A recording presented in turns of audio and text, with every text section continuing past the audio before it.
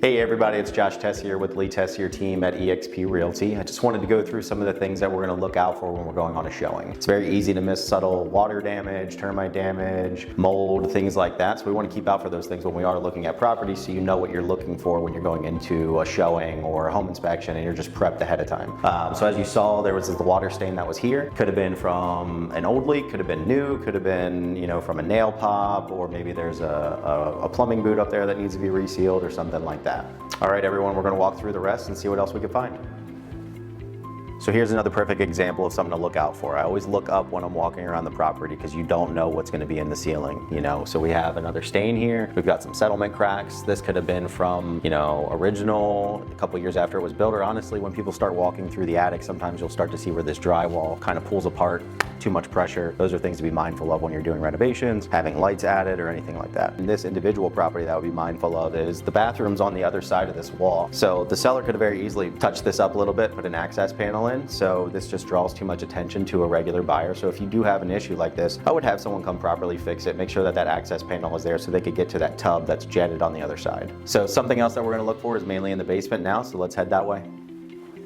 So something else you want to be mindful of when you're in a basement. Maryland is a very wet state. So something when we're looking at below grade foundation is you'll start to see something like this efflorescence on the wall where that hydrostatic pressure from the water being in the block is now pushing outward on the block. So you'll see the flakiness that may pop up. You'll see some discoloration. Generally, more often than not, depending on how bad it is, it may need a waterproofing system. And they would you'll have an expert come in. They'll look at how many walls need to be done. Maybe it could be an exterior problem. It may not necessarily be an interior problem. And then the next thing we're going to look at is actually out this way right over here. Something else that you want to keep an eye out for is on the ground. So we already established that the block's pretty wet on this property, so I'm assuming most of the foundation is going to be very similar. So you can see the discoloration in the trim where there's been previous water damage more than likely to this property. Someone at some point had pulled this carpet back, obviously for certain reasons, because as you look at this tack strip on this is actually starting to rot out from water damage. So this is things you may not see necessarily when you're walking through a showing. Thankfully, this individual seller didn't necessarily put the carpet down correctly, so we were able to pull that back.